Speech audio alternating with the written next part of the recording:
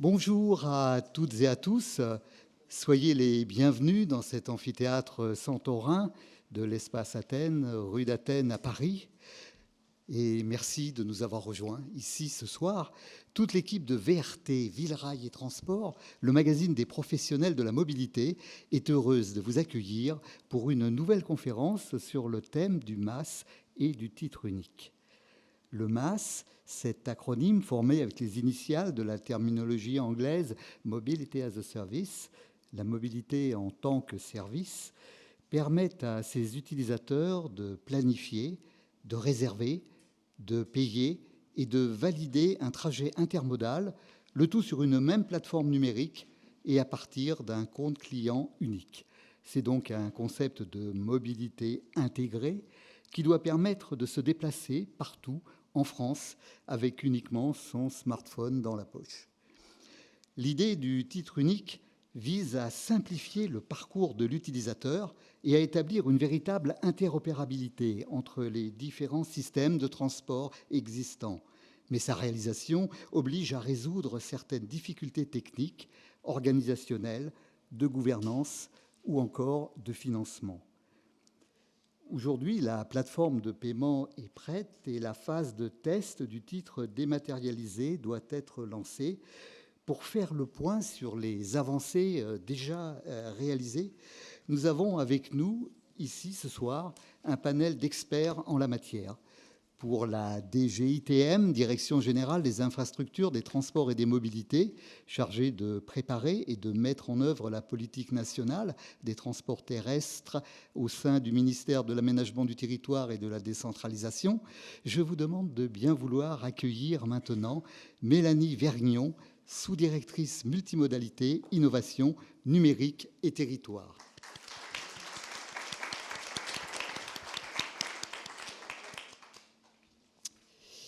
Pour l'ingénierie Aegis, Cédric Bourgoin, directeur des services à la mobilité.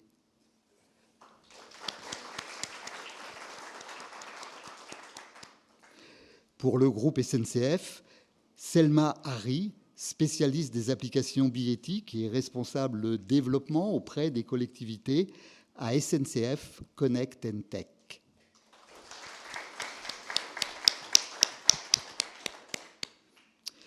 Pour Trainline, première plateforme européenne indépendante de distribution de billets de train et de car, Herr Dr. Alexander Ernert, directeur des affaires publiques Europe et secrétaire général.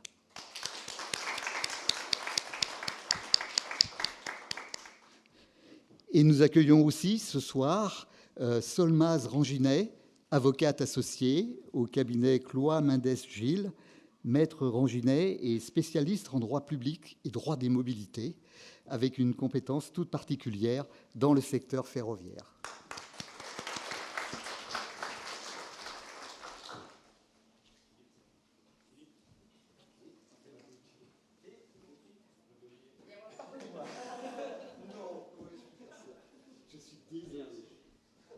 Je suis désolé.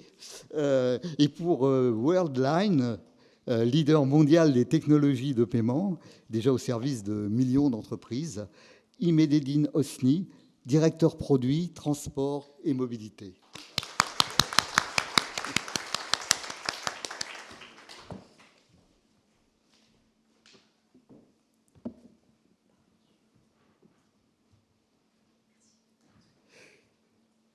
Je me tourne d'abord vers vous, Mélanie Vergnon. Vous représentez le ministère initiateur du concept de titre de transport unique. Rappelez-nous en quoi consiste précisément ce titre et où en sommes-nous aujourd'hui dans ce projet et dans son avancement. Très bien, merci beaucoup pour l'invitation. Effectivement, on a la chance de porter ce projet du titre unique de transport. Alors, de quoi parle-t-on ? Je pense qu'il y a pas mal de personnes dans la salle qui en ont déjà entendu parler, mais je rappelle quelques éléments de cadrage. C'est une idée qui a germé en 2022. La paternité en revient au GART, d'ailleurs. Donc, c'est vraiment dès le début un projet partenarial qui a été lancé plus concrètement en co-construction avec un ensemble de partenaires, les autorités organisatrices des mobilités, mais aussi les usagers des transports à partir de 2023. Et maintenant, on a notifié un marché qui vise à simplifier le parcours des usagers, à rendre l'accès aux mobilités plus simple, plus fluide, notamment dans la partie achat de titres billettiques. Bien évidemment, l'État ne se substitue pas aux compétences des autorités organisatrices des mobilités, qui conservent la main, bien sûr, sur la tarification et bien d'autres éléments de définition de l'offre de service. Donc, il ne faut pas confondre, évidemment, titre unique avec tarif unique. Ça n'a rien à voir. On applique les grilles tarifaires des autorités organisatrices. Mais l'État se veut jouer un rôle d'ensemblier pour permettre l'interopérabilité des différents systèmes billettiques et faciliter l'acte d'achat pour éviter aux usagers de naviguer entre plusieurs applications lorsqu'ils veulent parcourir un trajet de bout en bout. Ils utilisent parfois un bus, un bout de TER, un tram à l'arrivée. Et bien souvent, ces différents modes de transport relèvent d'AOM distincts qui ont chacune leur mode de commercialisation des titres de transport, ce qui évidemment occasionne un irritant dans le parcours de l'usager. Ça complexifie un petit peu l'achat des titres de transport. Donc, afin de favoriser évidemment le report modal au maximum vers les transports en commun, l'État entend simplifier ce parcours usager et offrir une brique d'interopérabilité qui permette aux usagers plus simplement d'acheter leur titre de transport. Donc, ça peut se faire soit à travers une application en direct, mais surtout en back-office par une plateforme nationale d'interopérabilité qui permettra aux usagers, en passant par leur masse locale, l'application fournie par leur autorité organisatrice des mobilités, de faire un projet simplifié de bout en bout. Voilà, désolé, c'est peut-être un petit peu long, on aura l'occasion d'y revenir par la suite, mais ça pose un petit peu le cadre général du projet. Et aujourd'hui, on est en train de construire les premières briques techniques de ce commun numérique qui bénéficiera à l'ensemble des AOM et derrière, évidemment, à l'ensemble des usagers des transports. Et on vise une expérimentation qui commencera dès cet été. Voilà, et ça continue à se poursuivre et ça continuera à évoluer en mode agile en fonction des résultats de l'expérimentation et des territoires partenaires. Cédric Bourgoin, vous êtes à gauche. Oui, je suis un peu perdu parce que, en fait, ça ne correspondait pas au plan théorique d'occupation des places. Pardonnez-moi, c'est pour ça que tout à l'heure, j'ai omis de vous appeler. Désolé, Imedine Osni. Pour le titre unique, ce qui est primordial, évidemment, c'est la notion de facilité du parcours client. Cédric Bourgoin, chez Egis, vous dites fort justement qu'il faut adopter le point de vue du voyageur. Justement, comment bien accompagner ce voyageur sur l'ensemble de son parcours ? Bonsoir à toutes et à tous, et merci encore à VRT pour l'invitation. Effectivement, comme vous le dites, il faut garder à l'esprit le point de vue du voyageur dans tous nos travaux sur ces sujets de billettique et de mobility as a service, et d'essayer le plus possible de faciliter le parcours client.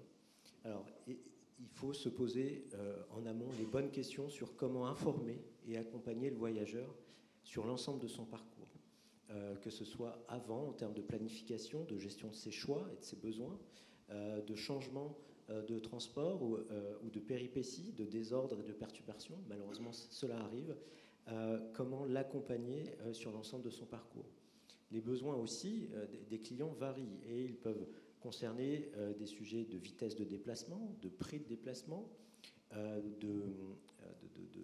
d'impact carbone de ce déplacement aussi. C'est heureusement une préoccupation croissante chez les utilisateurs, de nombre d'étapes, quels moyens de transport.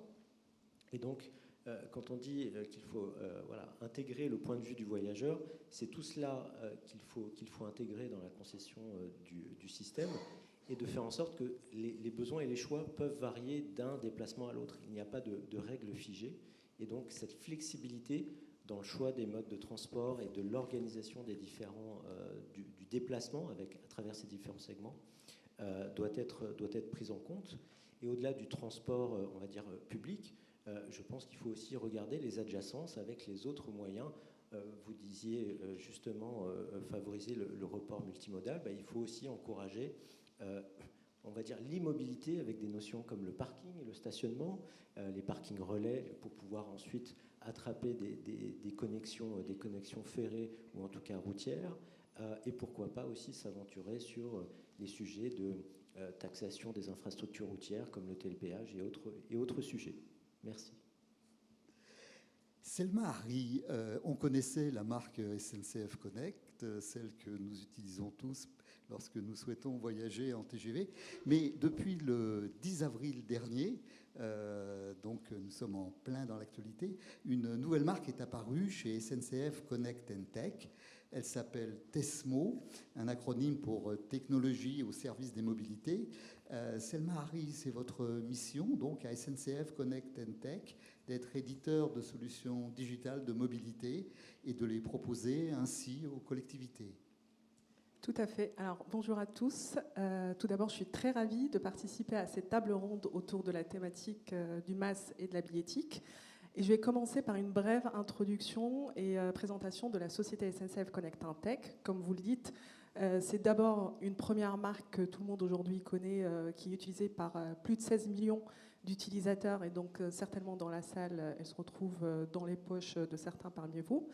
Et la deuxième marque, effectivement, depuis le 10 avril, c'est TESMO, Technologie au service de la mobilité pour les collectivités et les entreprises. Donc cette marque-là, elle vient compléter notre expertise et surtout la mettre en valeur et nous positionner auprès des collectivités, que ce soit les régions, les métropoles, les opérateurs de transport ou même les entreprises, tout simplement pour leur proposer un portefeuille de produits en marque éditeur et en marque blanche aux couleurs des collectivités pour avoir un parcours de bout en bout dans une application ou un site internet. Et donc nous proposons soit une app, soit un site, mais également une plateforme d'agrégation des mobilités que je présenterai tout à l'heure, mais aussi des outils de distribution et de la billettique. Donc à travers notre positionnement, nous suivons de très près le projet de titre unique et nous serons certainement amenés à collaborer avec cette solution et surtout s'interfacer avec elle. Alors, on le disait en introduction tout à l'heure, Worldline est le premier acteur de l'open payment. Sur le paiement au sens large, qu'il s'agisse donc du parcours de paiement pour l'usager ou de la répartition des recettes vers les différents opérateurs, Imededi Nosni, quelle est votre vision des solutions techniques qu'il faudrait mettre en œuvre et de quel retour d'expérience disposez-vous dès à présent ? Tout d'abord, bonjour à tous. Ravi d'être ici. Donc, chez Worldline, on est un spécialiste du paiement. Donc, on a dans notre ADN la sécurité des transactions bancaires, mais pas que, dans le domaine aussi du secteur public et des transactions à forte valeur ajoutée en général. Et on met au service de la mobilité cette connaissance qu'on a de ce traitement des transactions à haut volume. Et dans le cas présent, dans le MaaS, sur principalement la vente de titres sur différents canaux. Aujourd'hui, la mobilité et donc le MaaS rentre dans le paradigme des places de marché où on va avoir plusieurs acteurs qui vont vendre des titres d'eux-mêmes ou par le biais de plateformes tierces.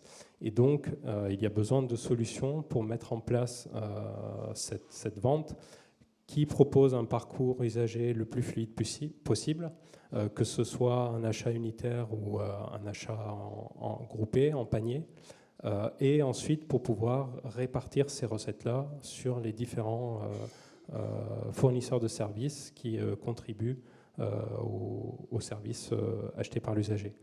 Donc on va avoir un besoin, comme en e-commerce, de se rapprocher le plus possible des modes de consommation de l'usager, que ce soit en pré-paiement, en post-paiement, en paiement à l'usage par un simple swipe ou par un paiement carte bancaire, et aussi en termes de modalités de paiement, que l'on utilise la carte bancaire, le mandat SEPA, des paiements alternatifs en payant avec une cagnotte fidélité ou autre.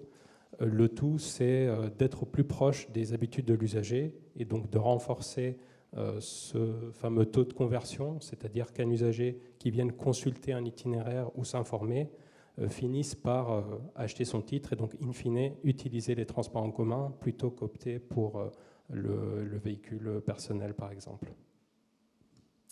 Mélanie Vergnon, vous nous le disiez à l'instant, là pour le titre unique, nous sommes désormais au stade de l'expérimentation et cela soulève des questions d'ordre juridique, notamment au regard de l'article 28 de la LOM, la loi d'orientation des mobilités, qui ouvre les canaux de la billettique. Maître Ranginet, vous êtes donc spécialiste de ces questions. Quel est l'environnement juridique du titre unique et comment définiriez-vous un fournisseur de services, un gestionnaire de services, un service national multimodal, numérique multimodal, pardonnez-moi, et un service numérique de vente? Alors bonsoir à tous, je vous remercie pour l'invitation. Alors j'aimerais vous apporter des réponses précises à toutes les questions que vous venez de me poser, mais justement ces questions-là en fait résultent de la réglementation aujourd'hui et on peut remercier la loi d'orientation des mobilités qui a clairement comblé un vide juridique sur le MAS, car avant la LOM finalement on n'avait pas vraiment de réglementation sur le MAS et la LOM est venue forcément créer un peu des nouvelles notions, des notions qui se rapportant à des acteurs qu'à des outils, puisque quand on a un MAS, on regarde des acteurs, on a un gestionnaire de services. Alors pour moi qui suis juriste en droit public, c'est un terme qui est quand même assez nouveau, en tout cas qui n'est pas couramment utilisé, c'est vraiment issu de la LOM. On a aussi un autre acteur qui est le fournisseur de services numériques multimodal. Et puis à côté de ça, on a évidemment les autorités organisatrices de la mobilité, les opérateurs de transport, tous ces acteurs-là restent dans ce système du MAS. Et puis on a aussi des nouveaux outils, des concepts qui ont été mis en place par la LOM. On a, avant tout, on a le service numérique multimodal. Le MAS, au regard du droit français, finalement c'est un SNM, c'est un service numérique multimodal. Mais la LOM utilise aussi d'autres termes comme le service numérique de vente. Donc voilà. Alors pour le gestionnaire de service, assez spontanément, on peut penser à plusieurs personnes. La première, avant tout, c'est l'autorité organisatrice qui a compétence pour organiser les transports publics.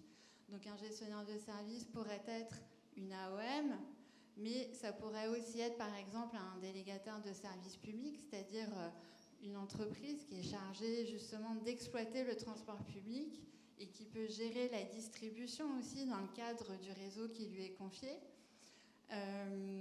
Ça pourrait être aussi un syndicat mixte de transport type loi SRU. Et puis, ou alors ça pourrait être ces différentes personnes en même temps. Voilà, donc c'est un sujet qui n'est pas simple, mais toujours très intéressant, en tout cas pour les juristes. Et ensuite, on a aussi le service numérique multimodal. On pense d'abord à la vente. Un SNM, un MAS, c'est ce qui nous permet d'acheter des titres. Mais est-ce que c'est aussi un système qui permet simplement le calcul d'itinéraire? C'est une des questions qui a été posée aussi devant l'autorité de régulation des transports. Et puis on a cette fameuse notion du service numérique de vente, qui est une notion très importante puisque on appelle ça l'article 28, mais qui est maintenant dans le Code des transports. Puisque finalement la loi prévoit que dès lors qu'un gestionnaire de service dispose d'un service numérique de vente, il doit autoriser n'importe quel fournisseur de services numériques multimodal à vendre ses services de mobilité. Voilà, donc c'est quand même une notion clé qu'il faut savoir en tout cas utiliser à bon usage. Voilà. Alors, il existe un cadre législatif pour la distribution au niveau régional, avec une contractualisation non discriminatoire entre les régions et les distributeurs, surveillés d'ailleurs par l'ART, l'autorité de régulation des transports, mais cela n'existe pas au niveau national. Or, justement, Alexander Ernert, vous qui êtes également juriste spécialisé dans le droit public chez Trendline, ça vous pose un problème. De quoi vous auriez besoin finalement et il me semble que vous voudriez des règles plus claires pour encadrer vos négociations avec la SNCF. Oui, d'abord, merci beaucoup pour l'invitation, pour être capable de parler aujourd'hui pour Trainline sur ce panel. Je suis un très grand fan de la France. Je reviens plus tard aussi un peu sur quoi, parce qu'un grand rôle dans ça joue la LOM, parce que c'est déjà quelque chose d'exemplaire qu'on a en Europe, mais où il faut peut-être travailler encore un peu plus pour faire vraiment la meilleure chose de cette loi. Mais d'abord, laissez-moi présenter courtement Trainline. Trainline est une entreprise qui regroupe plus que 300 opérateurs de bus et de trains, notamment les trains en Europe, et vend les billets de tous ces opérateurs dans 40 pays européens. Donc on peut vraiment dire qu'on est la plus grande plateforme européenne si vous voulez prendre des trajets en train ou en bus, et on peut les combiner. Ça veut dire vous pouvez voyager et réserver les billets de train pour des trajets transfrontaliers, mais aussi pour des trajets nationaux avec multi-opérateurs, avec des opérateurs régionaux et des opérateurs sur les longues distances. C'est important de dire parce que c'est quelque chose qu'il faut élaborer et qui vient avec l'ouverture à la concurrence sur les rails et qui est un sujet clé pour le succès de cette ouverture à la concurrence sur les rails. Vous le voyez que c'est déjà bien ce qu'on a en France sur Paris-Lyon, par exemple, avec l'ouverture à la concurrence, d'après les chiffres de Trainline, vous avez une augmentation de 10% des capacités, une diminution de 10% des prix en moyenne pour les voyageurs. Si vous regardez en Espagne, vous avez une augmentation des capacités disponibles à voyager sur les grandes vitesses où il y avait l'ouverture à la concurrence de plus que 55% et les prix en moyenne ont baissé à 40%. Donc c'est important. Pourquoi je le dis comme Trainline? Parce que pour les voyageurs qui veulent regarder et qui veulent réserver les trains, c'est important de trouver les bonnes offres. Et c'est exactement ce que Trainline fait. Elle regroupe toutes ces offres dans sa plateforme et donne les meilleures solutions aux clients qui regardent pour les trouver. Afin d'être capable de faire le travail que nous faisons, nous avons besoin de deux choses. C'est l'accès aux données. Et avec les données, je veux dire les données des trains, les inventaires des trains, les possibles connexions qu'il y a, les capacités dans les trains, les prix, etc. Et le deuxième, c'est le commissionnement. Ça veut dire c'est le pourcentage avec lequel nous finançons nos services. Et ici, il y a un déséquilibre pour l'instant en France, mais aussi dans d'autres pays européens. Et c'est la raison pour laquelle nous avons créé en France, ensemble avec Omio, Combo, ce sont deux autres entreprises de distribution françaises qui sont basées aussi en France, l'association des distributeurs numériques indépendantes qui vendent les billets de train et des bus. Pendant cette année, il y a aussi Blablacar qui nous a rejoints, donc on est vraiment les 4 grandes entreprises qui sont regroupées dans cette association. L'association et Trainline, pour revenir à la LOM, regarde naturellement les cadres juridiques en France, mais aussi dans d'autres pays européens.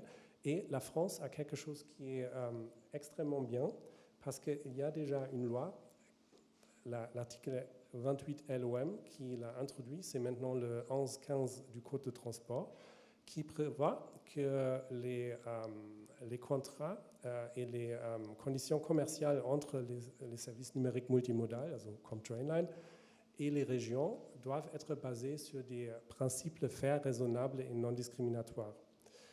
Et après, il y a une surveillance par la RT qui peut s'exprimer si ces conditions sont bien faits, raisonnables et non discriminatoires. C'est quelque chose d'extrêmement bien, mais le souci de ça, c'est que ça existe seulement sur le niveau régional et ça ne capture pas le grand problème national, c'est pas un problème, mais les grandes lignes nationales où il y a aussi une ouverture très forte à la concurrence dans les prochaines années. Et on se demande naturellement pourquoi est-ce que dans le cadre de l'ouverture et la réorganisation du trafic régional, le gouvernement a vu qu'il faut aussi inclure la distribution.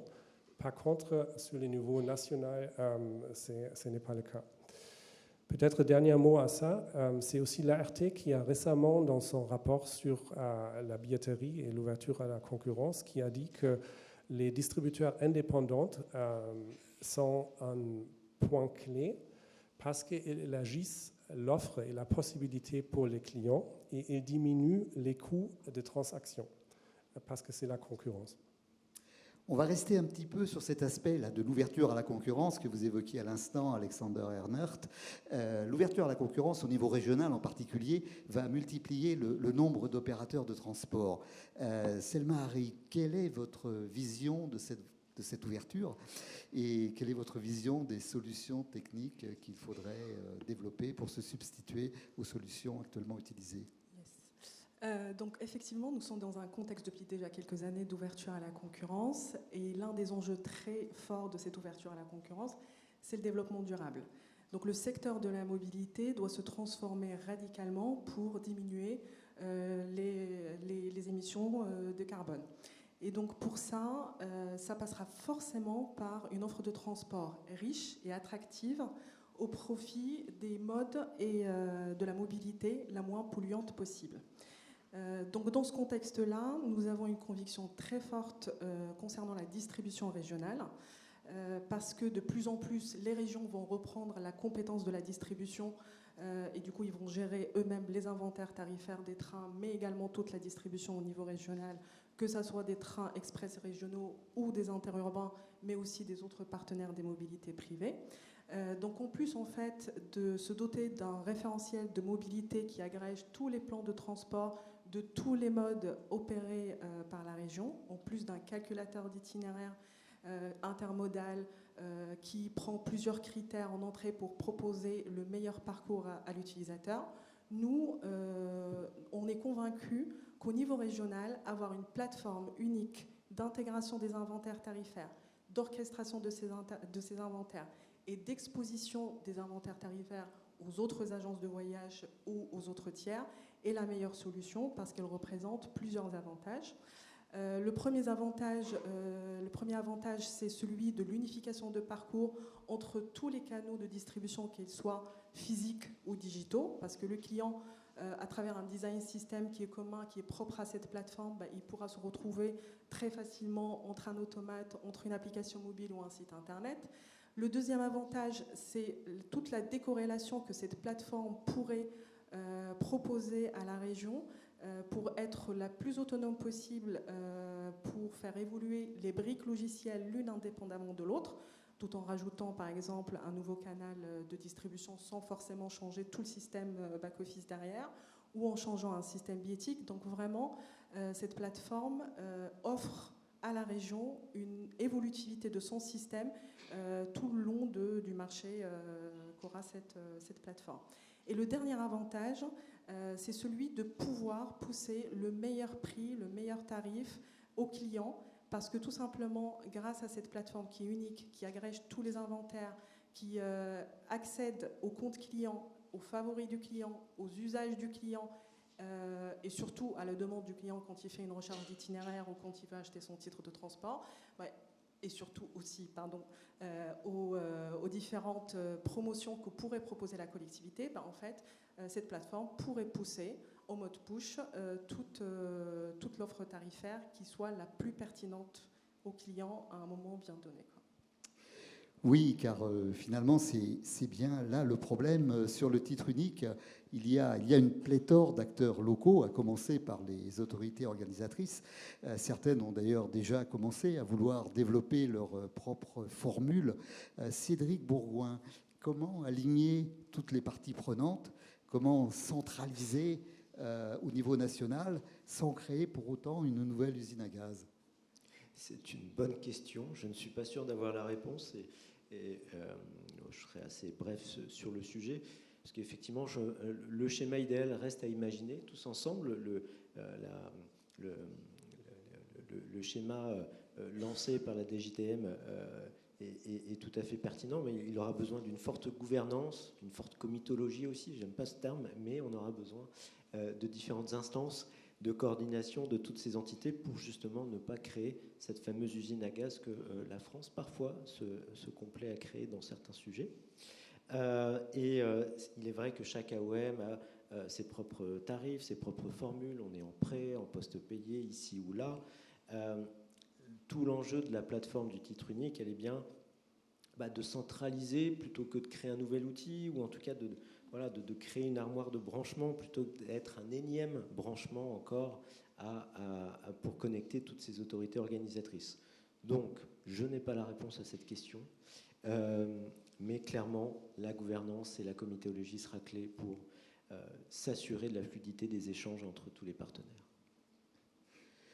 Vous l'avez dit à l'instant, Cédric Bourgoin, on a besoin d'une instance de coordination. Je vais me tourner donc vers vous, Mélanie Vergnon. Quel rôle, justement, peut jouer ou quel rôle doit jouer l'État que vous représentez, pour simplifier la vie des usagers ? Je pense que Cédric Bourgoin l'a bien présenté. Effectivement, l'écueil dans lequel on ne veut pas tomber, c'est effectivement l'usine à gaz, parce qu'on fait déjà face à une grande complexité, plus de 200 systèmes billettiques, 700 AOM, donc forcément, chacun y allait de sa petite spécificité locale, comme on aime bien le faire. Et on a aujourd'hui des systèmes qui ne sont pas totalement interopérables, sauf que les voyageurs, eux, évidemment, ils franchissent les frontières de chaque territoire et ils souhaiteraient avoir quelque chose d'un petit peu plus facile à utiliser au quotidien.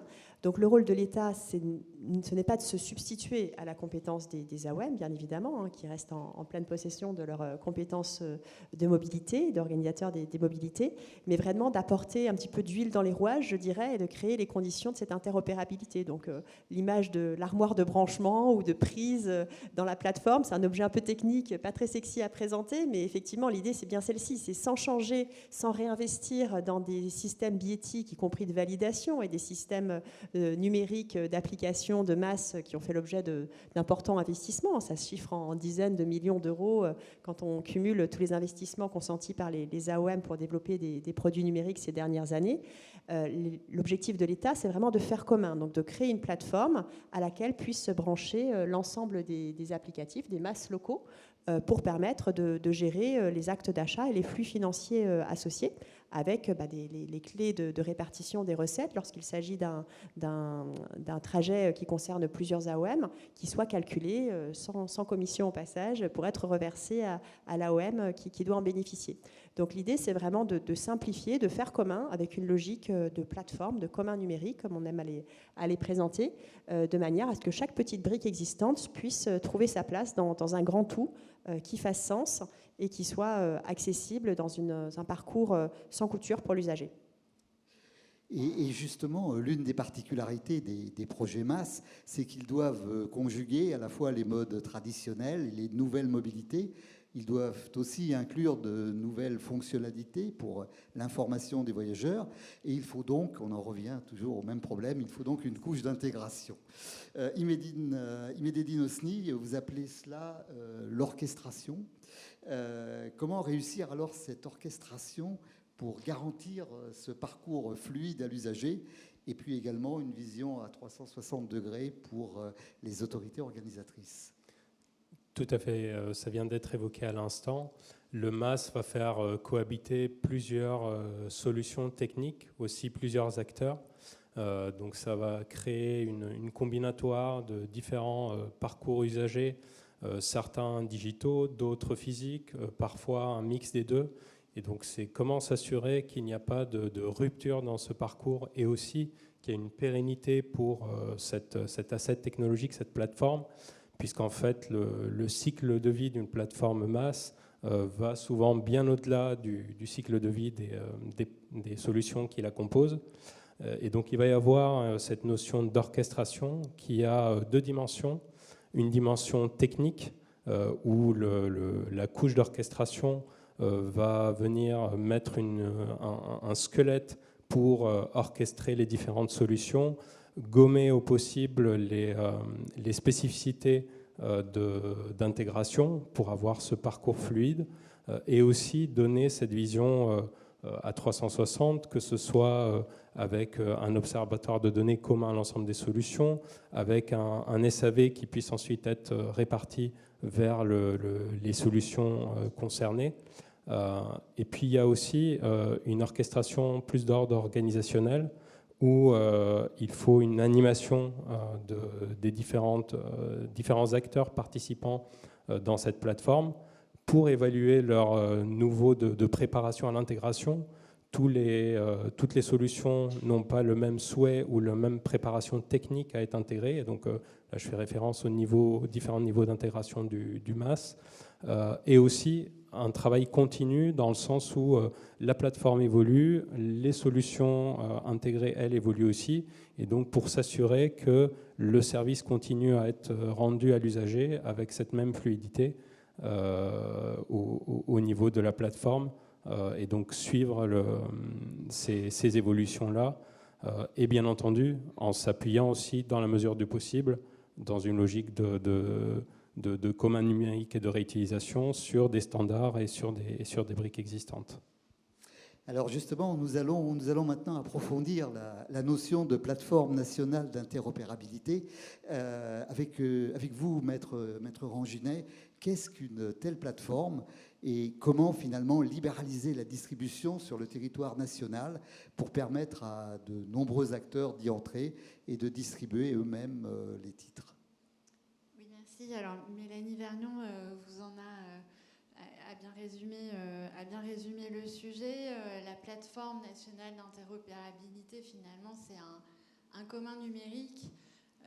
On n'est pas sur un SNM. La SNM, c'est ce que l'usager voit, c'est ce qui est visible, mais derrière ça, il y a forcément une machine. Alors, on l'appelle comme on veut, un serveur, un back-office. Donc, nous, on l'a appelé la plateforme nationale d'interopérabilité. Et cette plateforme nationale d'interopérabilité, finalement, elle a pour objet d'être mis à disposition des gestionnaires de services, des AOM, et d'enregistrer, d'intégrer les produits tarifaires que ces gestionnaires de services souhaitent offrir à la distribution des fournisseurs de services numériques multimodaux. Concrètement, cette plateforme nationale d'interopérabilité va donc intégrer les produits tarifaires et tout fournisseur de masse pourra, s'il le souhaite, après accord évidemment du gestionnaire de service, se brancher sur cette plateforme et pourra ainsi vendre les titres de transport des gestionnaires de services avec qui ce fournisseur aura conclu un contrat. Donc clairement, cet outil tel que l'État l'a envisagé, clairement, est un outil qui encourage, en tout cas, et qui encourage la libéralisation de la distribution et qui a pour objectif finalement d'aider tant les gestionnaires de services que les fournisseurs de services numériques multimodaux à créer des masses et à augmenter la vente des services de mobilité par voie numérique. Alors cette plateforme nationale d'interopérabilité, je vous disais, elle peut intégrer les produits tarifaires, mais elle peut aussi avoir différentes fonctionnalités. Pourquoi pas permettre du prépaiement, du post-paiement, et puis aussi surtout permettre la répartition des recettes, ce qui est un sujet assez compliqué. Donc la plateforme va pouvoir un peu tracer vers qui les recettes doivent être reversées. Donc certaines régions aujourd'hui ont créé aussi, souhaitent mettre en place leur propre service de distribution, un peu à l'image de notre PNI, mais au niveau régional. La PNI, elle, permettra finalement à 2 systèmes régionaux de communiquer et donc de vendre, par exemple, des titres qui permettront de passer d'une région à une autre. Voilà. Et on parle actuellement beaucoup d'intelligence artificielle. Est-ce que Alexander Ernert, selon vous, pourrait utiliser l'intelligence artificielle pour développer la distribution ? Oui, bien sûr. Et d'abord, justement pour revenir à la discussion, je pense que c'est important de réfléchir de la part de l'État comment organiser la billetterie. Mais en même temps, il est aussi important de laisser au secteur privé la possibilité de participer à ce développement. C'est aussi la raison pour laquelle, encore une fois, c'est important que la LOM soit aussi applicable à l'article 28 sur le niveau national, parce que seulement avec un pourcentage des commissions qui laissent les secteurs privés développer les outils, on est aussi capable de déployer les nouveaux outils, comme par exemple AI et d'autres fonctionnalités. Donc c'est extrêmement important, mais c'est aussi pas seulement important en soi, mais aussi pour regarder un peu géopolitiquement qu'est-ce qui se passe, parce qu'il ne faut pas justement regarder à la France. Et on a un très bon acteur ici avec SNCF Connect qui est français, mais il faut aussi regarder sur le niveau européen. Et encore une fois, il y a Trainline, Combo et BlaBlaCar et Combo, BlaBlaCar et Omnio et nous, qui sont des entreprises indépendantes qui peuvent développer des outils à utiliser pour les voyageurs. Et on est en concurrence pas seulement avec les grands acteurs historiques des entreprises d'État, mais aussi avec les GAFA, donc avec Google, etc.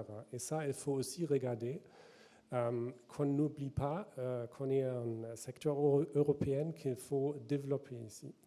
Si je regarde l'intelligence artificielle, Trainline, par exemple, a déjà depuis 2017 développé des outils qui peuvent regarder dans les trains, dans les trajets de train. Par exemple, si vous voulez voyager de Londres à l'aéroport Gatwick et après à Brighton, on a remarqué avec notre intelligence artificielle qu'il y a beaucoup de voyageurs entre Londres et Gatwick, mais que le train n'est pas rempli entre Gatwick et Brighton.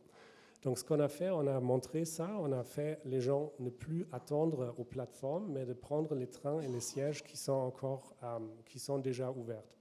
Donc on a à peu près 270 personnes qui travaillent sur l'intelligence artificielle. On a aussi une coopération avec une entreprise de données et d'intelligence artificielle française, ici à Paris. Et on a aussi des outils comme le Best Price Management. Ça veut dire qu'on regarde avec un algorithme qui est tiré par l'intelligence artificielle comment est-ce que les prix des opérateurs ferroviaires se développent. Est-ce qu'il devient plus cher? Est-ce qu'il devient peut-être moins cher avec un certain temps? Et on peut dire aux clients avec une évidence de 70% pour l'instant, si les prix vont augmenter encore ou s'ils vont diminuer. Donc, notre outil d'intelligence artificielle peut vous montrer quand est-ce que c'est le bon moment pour acheter les billets. Et sûrement, il y a encore beaucoup d'autres choses à développer, mais encore une fois, pour ça, il faut aussi avoir un cadre qui donne une possibilité de développer ça. Et pour ça, il faut que la LOM soit appliquée aussi sur le niveau national. Mais effectivement, ce serait un aspect très intéressant, une application très intéressante de l'intelligence artificielle. Maître Ranginet, vous évoquiez tout à l'heure la délicate question de la redistribution des revenus vers les différentes autorités organisatrices. Il est clair que le titre unique va engendrer des calculs complexes. Cédric Bourgoin, comment finalement va-t-on pouvoir procéder et tiens, pourra-t-on, par exemple, toujours contrôler la validité des titres dans les trains? C'est clair qu'on fait face à un challenge dans la complexité des calculs de redistribution des revenus entre les différentes autorités organisatrices. Mais cette complexité, elle n'a rien d'exceptionnel. Elle est complexe, pardon. Mais on a vu aussi de telles complexités dans un monde dont je viens plus, qui est celui de la route, avec l'interopérabilité au niveau national ou européen en termes de télépéage, ou aussi les structures tarifaires, les différentes typologies de clients, les exemptions, les discounts, les promotions sont légion, et on a trouvé les moyens par la discussion, par l'harmonisation aussi parfois de certaines business rules ou de règles métiers, pardon, de gérer cette complexité et de pouvoir gérer cette redistribution de revenus entre les différents opérateurs d'infrastructures et les fournisseurs de services, ceux qui rendent le service à l'usager final. Il y a la notion aussi, évidemment, de SAV va être très importante, de service après-vente, de gestion des plaintes, puisqu'il faudra aussi rediriger, ou en tout cas gérer les échanges entre un premier point de contact qui sera celui du service numérique multimodal et puis les différentes autorités émettrices derrière, gérer potentiellement des statuts différents, peut-être qu'un même usager pour être considéré comme, je ne sais pas moi, un usager fréquent dans un territoire et donc bénéficier d'un tarif intéressant, et être plutôt considéré comme un occasionnel dans un autre territoire. Donc il faut pouvoir gérer ces passerelles et qu'un individu n'égale pas juste un tarif ou une classe de tarifs et un statut. Cette notion doit être rendue dynamique dans les différents systèmes. Et enfin, vous abordez la question du contrôle, puisque évidemment le contrôle aussi est un enjeu pour les finances du dispositif et pour les finances des différentes organisations. Donc là aussi, il va falloir travailler. Est-ce que, par exemple, les différents contrôleurs de toutes les EOM puissent interagir avec le ticket virtuel ou le QR code qui sera généré par le titre unique, et pouvoir détecter aussi les potentiels contrevenants au dispositif. Mais là aussi, rien d'impossible à gérer. Nous connaissons aussi ces problématiques sur d'autres sujets, d'autres mondes, comme celui de la route ou de l'aérien. Et là aussi, je pense qu'on a toutes les solutions en main pour faire face à ces challenges.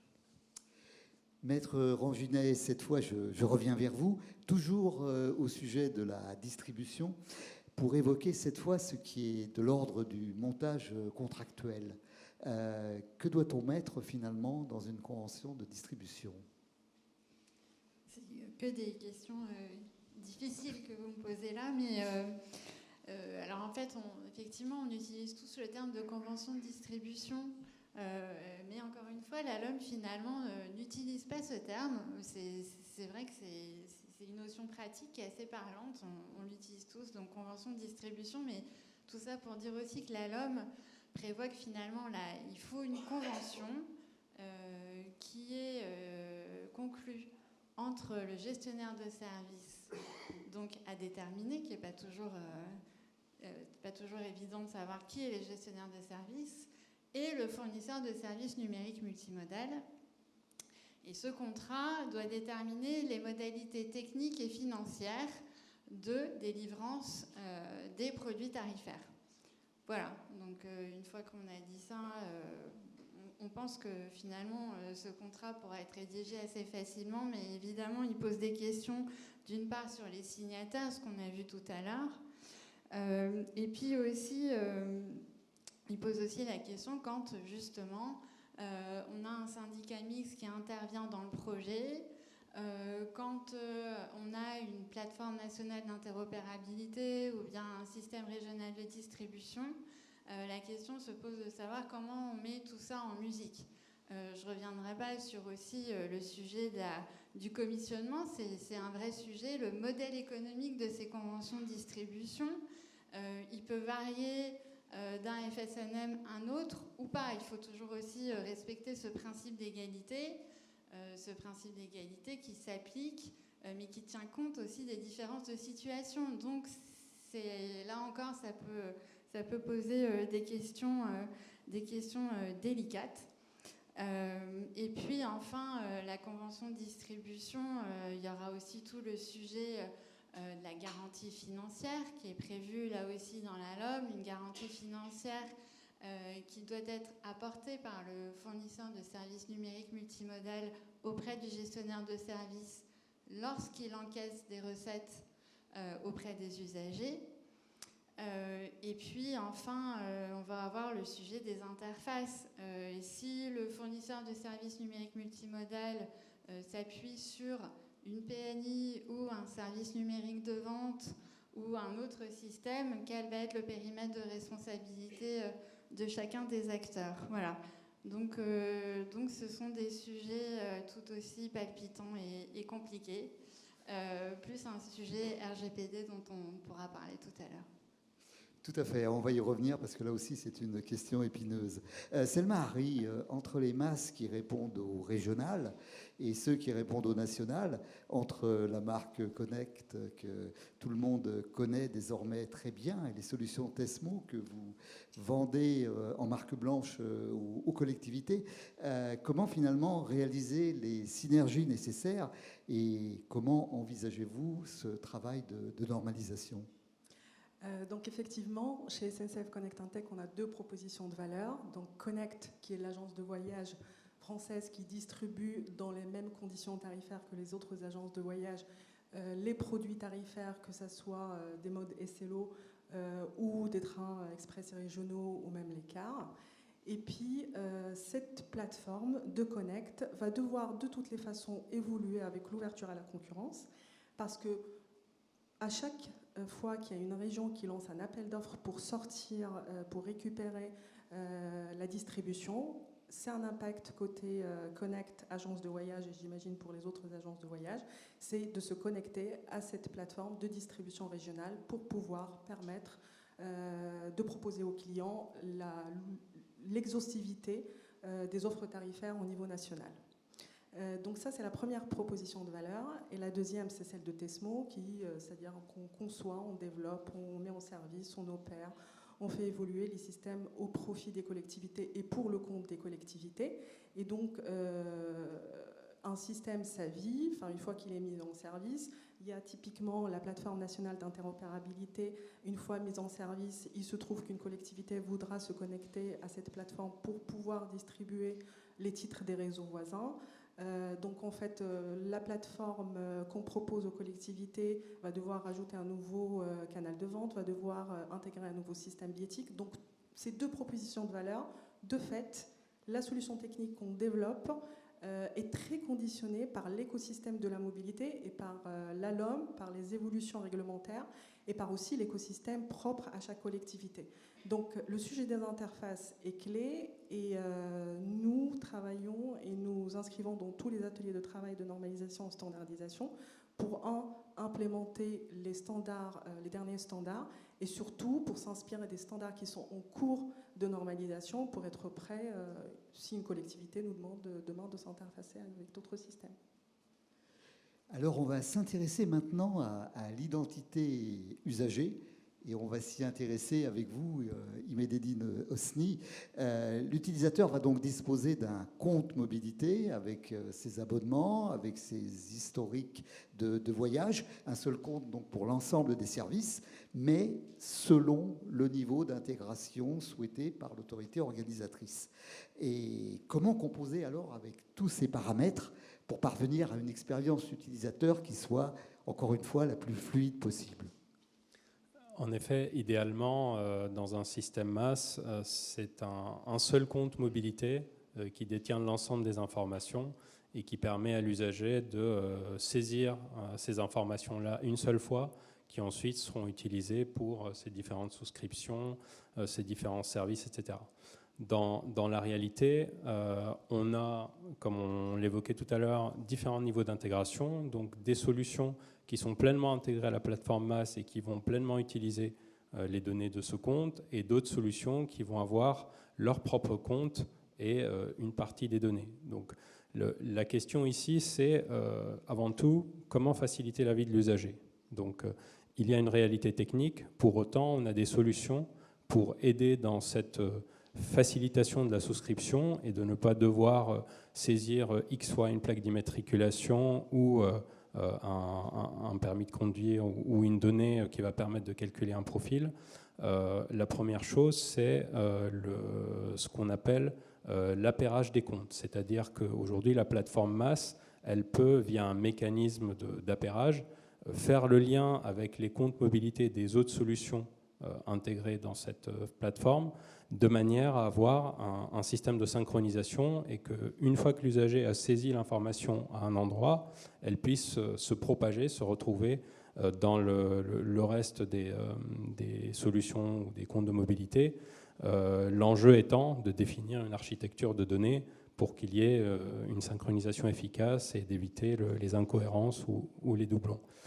L'autre élément important, c'est l'utilisation des moyens d'authentification tels que France Connect ou les social login, qui permettent en un clic de récupérer un certain nombre d'informations d'identité de l'usager qu'il aura déjà par ailleurs saisies sur ces outils-là, et donc faciliter l'onboarding, donc la transition à l'utilisation du service directement.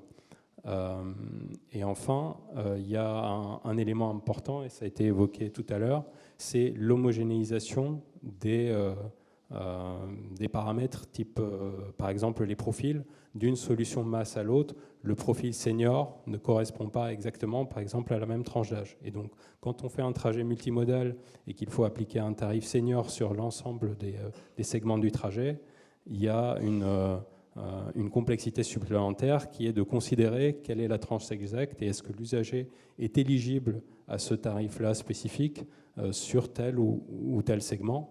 Et donc sur ce dernier point, il y a également pas mal de travaux de normalisation, de standardisation là aussi, auxquels bien entendu Worldline participe avec le reste des acteurs pour arriver, et c'est l'un des outils nécessaires pour cette uniformisation des comptes, arriver à un standard et une définition unique pour l'ensemble des acteurs de ces données de profil ou autres données qui vont déterminer l'identité de l'usager. Alors justement, dans cette perspective, Mélanie Vergnon, quels seraient les avantages à attendre d'une plateforme nationale d'interopérabilité ? Je pense que pas mal de choses ont déjà été dites, c'est effectivement. vrai. Non, si pour reprendre quelques éléments pour résumer, voilà. Je pense que la clé, c'est effectivement l'interopérabilité, ne pas rajouter de la complexité dans un système qui l'est déjà, je pense, bien suffisamment, et ça ne va aller qu'en s'accroissant peut-être avec l'ouverture à la concurrence qui se poursuit. Donc c'est vrai que le nombre d'acteurs grandit, il ne faut pas que ça génère une complexité supplémentaire pour les usagers. Donc c'est le souhait à la fois des autorités au niveau État, mais aussi autorités locales, hein, évidemment, que de pouvoir apporter une solution qui soit la plus transparente et invisible possible finalement pour l'usager, faire en sorte que l'offre de service soit facilement portée à la connaissance de l'usager et qu'il ait ensuite le choix de passer par sa plateforme préférée, que ce soit SNCF Connect, Trainline ou un MAS local, afin d'avoir facilement accès à l'intégralité, ça a été souligné, de l'offre de service, hein, qui peut être mise en œuvre par différents transporteurs et qui puisse ainsi avoir facilement au bout des doigts, sans avoir à consulter 15 applications différentes, l'offre de transport qui lui permette de voyager facilement et si possible de manière décarbonée. Donc c'est vraiment ce défi que le titre unique veut remplir. On est bien conscient qu'il y a des besoins qui évoluent, donc l'État évidemment main dans la main avec les territoires pour construire cette solution et avec évidemment aussi l'usager au centre de notre préoccupation. Donc la FNOT par exemple est partie prenante de ce projet également, et ça doit s'inscrire dans un cadre qui a déjà bien été posé par la LOM mais qui se veut aussi évolutif. Alexander évoquait tout à l'heure le cadre européen, pas mal de choses qui évoluent aussi en cette année 2025 avec différents règlements qui sont en cours de discussion. Donc l'État français est en train de travailler sur sa position en consultant l'ensemble des acteurs concernés et en ayant en tête aussi évidemment de trouver un équilibre entre la stabilité qui doit être apportée aux transporteurs dans un cadre d'ouverture à la concurrence, mais en permettant aussi à l'ensemble des fournisseurs de services numériques multimodaux de jouer leur rôle et de pouvoir jouer sur un pied d'égalité. Donc on est conscient qu'il y a, comme dans tout projet évolutif, dans un système aussi complexe, toujours des petits curseurs à ajuster, hein, sans doute quelques petites évolutions qui devront être apportées, mais on est vraiment en train de réfléchir à cet ensemble pour trouver une solution équilibrée qui compte vraiment au bénéfice de l'usager pour qu'il ait plus facilement accès à la connaissance et à l'acte d'achat des titres de transport. C'est vraiment ça qui nous guide dans une logique non pas d'imposer, mais de faciliter dans le respect de l'autonomie des autorités organisatrices, hein, mais que cette complexité qui est inhérente à notre organisation française ne se fasse pas au détriment de la lisibilité de l'offre de transport pour l'usager. Alors justement, Mélanie Vergnon, vous évoquiez à l'instant le cadre européen. Alexander Ernert, vous qui avez travaillé pour Eurocargo Rail et pour la Deutsche Bahn, vous qui avez une vision donc communautaire du chemin de fer, pensez-vous que la France pourrait être un précurseur, voire un exemple dans le cadre d'une réglementation européenne du MAS ? Réponse très courte, oui. Pourquoi vous pouvez développer. Oui, bien sûr.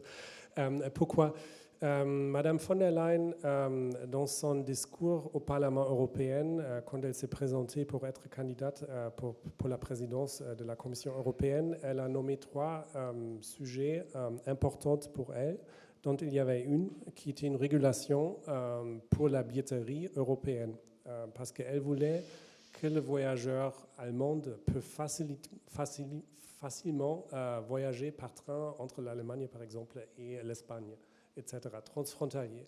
Si vous regardez le rapport de Enrico Letta, il a également dit qu'il y a un problème, il y a un souci avec les trajets transfrontaliers en Europe. Le marché singulier de transport n'est pas vraiment finalisé, il n'est pas vraiment là. L'idée de Madame von der Leyen, je pense, était de dire, OK, si c'est tellement compliqué avec les trajets directs entre les grandes villes en Europe, peut-être on a un workaround qui peut constituer la billetterie. Parce que vous, comme voyageur, peut-être vous êtes peut-être de temps en temps incentivé d'utiliser la SNCF parce que c'est votre compagnie historique nationale. Par contre, dans les autres pays, la SNCF commence à exister, mais malheureusement n'est pas là partout. Donc, ce n'est pas un problème d'utiliser un train de la Deutsche Bahn et un train de la SNCF, un train de Trenitalia, etc. Si vous avez l'inventaire complet dans votre application et si vous pouvez réserver facilement votre trajet. Et c'est exactement ce que je pense, Madame von der Leyen a vu, raison pour laquelle un des 3 projets stratégiques était une régulation pour la billetterie internationale. Le souci avec ça, c'est malheureusement que c'était déjà un programme pendant la dernière législation européenne. Maintenant, je pense qu'il est prévu que le premier projet de la DigiMove, Direction générale de transport de la Commission européenne, est prévu pour fin 2025, janvier 2026. C'est questionnable déjà. Et notre avis comme Trainline, mais aussi comme ADN Mobilité, dans notre association, c'est vraiment de dire, la France, regardez ce qu'il y a ici avec la LOM. On a dit, forcément, il y a des sujets à voir encore qui ne sont pas super clairs. Mais par contre, c'est le premier pays qui a vraiment une réglementation avec une surveillance par une autorité de régulation qui peut intervenir dans les contrats et qui peut dire c'est quoi les conditions commerciales pour les services numériques multimodaux. C'est quoi la commission qui est négociée entre un opérateur dominant et un marché privé qui est très petit.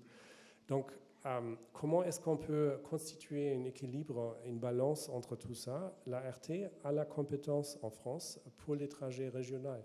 Donc, c'est assez facile de se laisser inspirer de cet exemple français. Et peut-être la France peut déjà aller en avance et de faire quelque chose en national.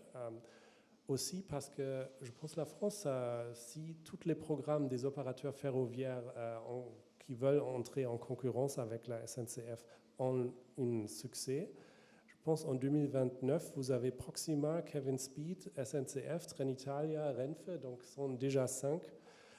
Evonik, je pense, veut aller à Londres de Paris, donc c'est le 6e. 6 opérateurs ferroviaires sur les grandes distances. Donc il n'y a aucun autre pays où un plan comme ça est prévu. Raison pour laquelle il faut qu'il y ait aussi une avance avec la distribution. Selma Hari, vous avez évoqué un peu plus tôt dans la table ronde l'enjeu de la décarbonation. Et sauf erreur, j'ai noté que vous étiez le seul intervenant à avoir abordé cette question. Alors justement, pour un parcours donc décarboné et un report modal efficient, quelle place devrait occuper la voiture demain dans les services numériques de mobilité ? Oui, tout à fait. Le report modal, de toute façon, c'est un sujet très clé pour la décarbonation des trajets, parce qu'on constate de toutes les façons que la voiture reste prédominante dans les trajets du quotidien, que ce soit au niveau régional, dans les zones rurales ou dans les bassins géographiques où l'offre de transport n'est pas bien étoffée. Et donc, dans ce cadre-là, nous pensons que proposer un service numérique multimodal qui met en valeur la voiture est primordial et ne pas opposer finalement le transport en commun à la voiture. Le proposer dès le calcul d'itinéraire, dès la recherche d'itinéraire, en mettant en avance le coût des 2 trajets, c'est-à-dire full voiture, enfin, le trajet complet en voiture ou le trajet intermodal, en proposant la voiture dans un premier temps, plus un parking relais, puis le transport en commun, en mettant aussi en évidence l'empreinte carbone, pourrait inciter, à travers des algorithmes personnalisés, pourrait inciter les clients à emprunter de plus en plus le transport en commun, petit à petit. Et donc, en fait, ça, c'est très important dans les services numériques de multimodalité. Le deuxième point, c'est de plus en plus, les entreprises proposent des solutions de forfait mobilité durable. Donc, c'est pour les trajets domicile-travail, en octroyant à leurs salariés des cartes de paiement dématérialisées pour acheter les solutions de mobilité pour les emprunter dans le cadre des des trajets domicile-travail. Et donc, les services numériques multimodales devront dorénavant, bien évidemment, proposer ces moyens de paiement d'une manière native dans les solutions. Et le dernier point auquel on croit et qu'on pousse auprès des collectivités, c'est dans les bassins géographiques où l'offre de transport est inexistante ou plus ou moins pauvre. On pense que le transport à la demande, la mobilité à la demande, est un fort potentiel pour le report modal. Parce que le client qui prend la voiture tous les matins pour rejoindre la première station de car ou la première station de train pour derrière continuer son parcours jusqu'à son lieu de commodité, avoir dans son application mobile MAS un service de transport à la demande qu'il pourra réserver quotidiennement, lui permettrait de délaisser sa voiture justement au profit du transport en commun et donc des trajets bien décarbonés. Cédric Bourgouin, vous avez souligné tout à l'heure l'importance d'adopter le point de vue de l'usager. Alors, bien sûr, pour le voyageur, que son trajet commence sur le territoire d'une autorité organisatrice, puis qu'il se poursuit sur le territoire d'une autre, au fond, il s'en moque éperdument, et c'est plutôt pour lui une source de confusion. Alors justement, à ce moment-là, comment pourrait-on faire en sorte que seule la couche du titre unique subsiste ? Autrement dit, que toutes les marques des différents territoires adoptées par les autorités organisatrices s'effacent au profit d'une seule et même marque. Alors ça ne va sûrement pas arriver demain. Oui, j'en ai peur. Il faudra sûrement un petit peu de temps, mais c'est peut-être une possibilité pour le schéma cible. En tout cas, comme on l'a vu dans d'autres mondes, et je fais encore là le parallèle avec le monde de la route, on a différencié celui qui opère l'infrastructure de celui qui gère le service avec le client. Et au final, vous et moi, si vous avez un badge de télépéage, vous avez un badge de télépéage avec un des acteurs du marché. Mais finalement, savez-vous vraiment sur quel réseau autoroutier vous circulez ? Je pense de moins en moins. Ou en tout cas, vous pouvez comparer les offres de services d'un réseau à un autre. Mais finalement, la différence s'estompe. Et peut-être que cette différence aussi va s'estomper aussi dans le monde du transport public avec le titre unique. Finalement, l'adoption du titre unique sera le juge de paix. Si on fait un service qui est accessible, user-friendly, ou en tout cas avec une simplicité de parcours client, je pense qu'elle s'imposera au fur et à mesure d'elle-même dans le paysage. Et évidemment, d'autres fournisseurs de services continueront à exister, puisque chacun peut avoir son propre bassin d'audience, qu'elle soit locale, au niveau d'une ville, ou régionale pour une région, ou nationale, voire internationale. Mais finalement, c'est vraiment la capacité de la plateforme du titre unique à fournir un service sans couture et simple qui déterminera la solution finale. Est-ce que je peux apporter une petite précision sur ce point peut-être ? Parce que je crois que la question ne se pose pas uniquement dans ces termes-là. Ce n'est pas une question d'imposer une marque plutôt qu'une autre. En fait, ce qu'il faut voir, et c'est un peu toute la complexité à expliquer le projet du titre unique, il y a vraiment deux couches. La couche principale, celle que les collectivités appellent de leur vœu, que personne d'autre ne viendra faire à la place de l'État, c'est cette plateforme nationale d'interopérabilité qui, elle, est du back-office, qui est totalement invisible pour l'usager. L'usager, son point d'entrée, ce sera son appli Île-de-France Mobilité, TBM si vous êtes à Bordeaux, ou je ne sais quelle appli locale, un MAS qui peut être développé par l'autorité organisatrice, qui évidemment a investi parfois des dizaines de millions d'euros depuis X années et qui n'a aucune envie qu'on mette son appli à la poubelle parce qu'elle correspond bien aux besoins du territoire et qui n'a aucune envie de la remplacer par un truc standardisé que l'État lui imposerait. Et ce n'est pas du tout notre intention que de financer avec l'argent public qu'on n'a pas des choses qui ne servent à rien. Donc clairement, l'État est là pour gérer les interfaces et mettre de l'huile dans les rouages, créer cette boîte de branchement, je vous repique l'idée que j'aimais bien tout à l'heure, mais n'a pas vocation à imposer une marque au détriment de celle des collectivités. Ce n'est pas leur souhait. C'est pour ça que la deuxième partie du titre unique, qu'on aimait bien vendre, parce que ça permettait de raconter une belle histoire de parcours sans couture intégralement fait à travers les outils du titre unique, c'est la partie applicative. Celle-ci, on va la tester en mode expérimentation, dans les premiers territoires d'expérimentation, pour permettre par exemple un parcours en post-paiement en naviguant entre différents réseaux, en passant par exemple d'un bus urbain à quelques stations en TER. C'est ce qu'on va tester dès cet été. Mais si l'applicatif existe déjà, il n'y a pas de raison de venir faire un doublon. Ce serait complètement crétin d'un point de vue finances publiques. Ça reste l'argent de nos impôts, que ce soit les impôts qui passent par le budget de l'État ou celui des collectivités. Donc l'idée, c'est vraiment de s'adapter en fonction des besoins des territoires et de créer les conditions de cette interopérabilité au niveau national. Mais je ne mettrai pas ma main à feu que le titre unique demain viendra supplanter tous les masses locaux. Je pense que ce n'est pas vraiment dans le sens de l'histoire et ce n'est pas l'ambition de l'État. L'État a ambition d'avoir un rôle d'ensemblier, de se positionner là où les AOM d'elles-mêmes ne vont pas se positionner, c'est-à-dire aider à créer ce cadre de standardisation des données, de référence, de gérer les règles d'interopérabilité et bien sûr le cadre juridique pour permettre à l'ensemble des acteurs, qu'ils soient publics ou privés, de trouver leur juste place dans ces communs numériques. Oui, parce que nous partons d'une situation où il existe pratiquement plus de 200 systèmes de billettique différents.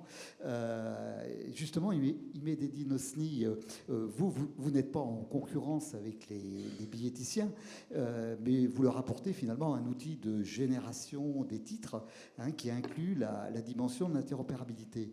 Alors, comment faire réussir donc ce titre unique sans que les autorités organisatrices ne se sentent menacées ? En effet, donc là on parle d'un exemple concret d'éléments qui va rejoindre la boîte à outils titre unique, qui est le code barre CB2D interopérable.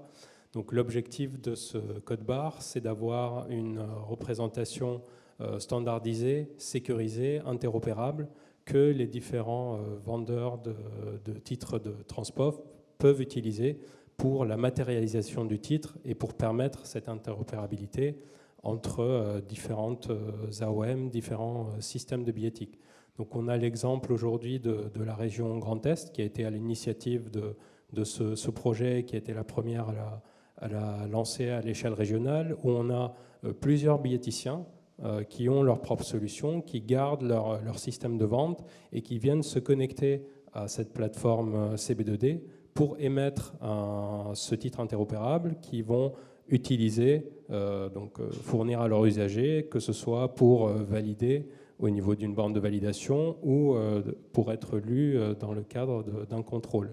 Et donc cette brique-là, je ne trahis pas de secret en disant que Worldline est le titulaire du marché titre unique. On la met à disposition du titre unique également, afin que cette interopérabilité qui aujourd'hui est régionale, on puisse aussi l'utiliser à un niveau national. Et il y a un autre sujet, toujours sensible, on en a dit juste un mot tout à l'heure, c'est le sujet de la mise en conformité avec le RGPD. Le RGPD, c'est le Règlement général de protection des données, ce texte réglementaire européen qui encadre le traitement des données de manière égalitaire sur tout le territoire de l'Union européenne. Alors, Maître Ranginet, comment le RGPD va-t-il impacter le montage contractuel du projet ? Le RGPD, effectivement, va être un élément essentiel, comme sur tout projet numérique ou digital. Dès lors qu'il y a de la donnée personnelle, le RGPD va forcément s'appliquer. Et c'est un sujet qui est quand même qui est sensible, parce que finalement, on va avoir un gestionnaire de service qui peut être une autorité organisatrice qui va autoriser un MAS à délivrer des services de mobilité. Et l'autorité organisatrice va forcément se préoccuper de savoir que va devenir la donnée personnelle de chacun de ses usagers. Et inversement, pour le fournisseur de services numériques multimodal qui va, lui, potentiellement créer cette donnée personnelle, la collecter et potentiellement la traiter, mais en tout cas, elle va collecter et créer cette donnée personnelle, lui aussi, il est potentiellement en responsabilité sur ce sujet-là. Donc, dans ces fameuses conventions de distribution, il va y avoir un sujet de traiter et d'avoir bien en tête et de bien définir les flux de données des données personnelles, savoir pourquoi est-ce qu'on collecte ces données personnelles, qui est le responsable de traitement. Et pour ça, comme sur tout projet, encore une fois, numérique, je n'apprends rien, on établit finalement des cartographies où on identifie les fonctionnalités, les finalités, les données personnelles et surtout qui est le responsable de traitement sur chacune de ces données.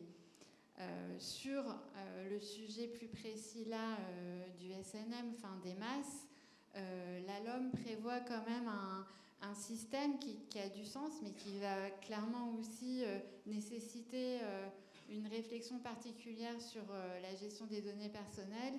C'est pour le service après-vente, puisque finalement, on va avoir le fournisseur du MAS qui va vendre le service de mobilité, mais derrière, c'est le gestionnaire de service qui va exploiter et qui va exécuter ce service de mobilité. Donc, si un usager souhaite finalement un remboursement ou une indemnisation du fait d'un dysfonctionnement, voire d'autres soucis, il va voir qui est-ce qu'il va aller voir. Est-ce que c'est le fournisseur? Est-ce que c'est directement le gestionnaire de service? Et pour ça, s'il va voir le gestionnaire de service, forcément, ce gestionnaire de service a besoin de s'assurer que l'usager avait bien le titre et qu'il dispose des données nécessaires. Et puis, il y a aussi, évidemment, un sujet sur la lutte contre la fraude. Encore une fois, le fournisseur du MAS, du SNM, va vendre le titre de transport.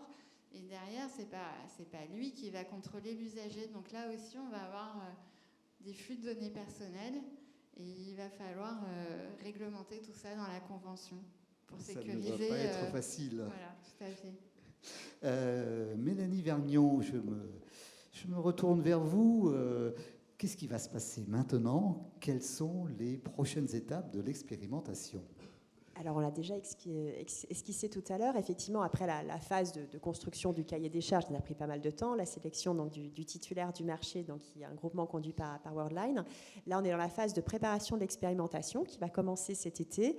Bon, c'est pas un secret d'État. On va commencer modestement sur le territoire de Tours, qui est un partenaire de la première heure. On a dû s'adapter aussi en fonction des besoins des territoires. Donc, ça peut évoluer, mais c'est logique puisqu'on est dans un projet en co-construction. Donc, on va commencer au niveau de Tours avec des bêta-testeurs qui vont pouvoir tester une application, une première solution technique avec la dimension application pour tester par exemple du post-paiement. Très concrètement, vous avez une appli, vous dites là, hop, je monte dans le bus, faites votre petit bout de trajet, un bout de bus, un bout de TER, là vous dites, bon, voilà, je suis parti. Évidemment, vous avez créé au préalable votre compte client, ça permet ensuite d'aller prélever le bon montant en fonction de la grille tarifaire qui a été importée dans le système et de reverser les recettes aux AEM concernés. Et donc, on a aussi la nécessité en back-office de créer cette plateforme nationale d'interopérabilité. Et puis, progressivement, on va tester sur différents territoires partenaires qui ont une forte appétence justement pour tester la solution. Ça permettra de gérer aussi la dimension interrégionale, puisque là, ça dépasse par définition le périmètre d'une seule AOM. Donc, on est en train de travailler ensuite pour mettre en place assez rapidement sur des lignes TER des possibilités de gérer la distribution et la circulation avec des titres de transport qui soient interrégionaux et qui soient gérés via cette fameuse plateforme nationale d'interopérabilité. Donc, différents jalons qui vont rythmer toute l'année 2025 et 2026. On est parti évidemment plutôt sur un temps long parce que ça ne se fait pas en 2 temps 3 mouvements. Il faut évidemment être extrêmement précautionneux. Ça a été rappelé par mes collègues précédemment sur l'aspect juridique, tout l'encadrement des données, tous les flux financiers. Mais voilà, c'est un métier. Il y a des professionnels du secteur qui ont déjà une longue expérience et qui sont à nos côtés pour mener à bien ce projet.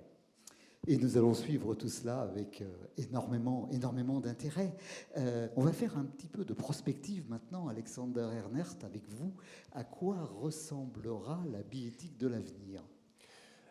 Merci. Also, d'abord, je pense, Mélanie, vous êtes un très bon précurseur aussi pour ça, parce que nous, on est convaincus que les services pour la billetterie ou la gestion par une billetterie après-vente, c'est l'avenir parce que vous voulez flexibiliser l'utilisation du transport public comme si vous avez une voiture. Donc, c'est quelque chose d'extrêmement important. Je peux être caché au début que Trainline est aussi une entreprise qui fournit aussi une marque blanche à des entreprises ferroviaires, mais aussi est capable de le faire aux régions, etc. Et on est aussi en train de développer un outil de service de paiement après-vente, also d'utilisation des trains.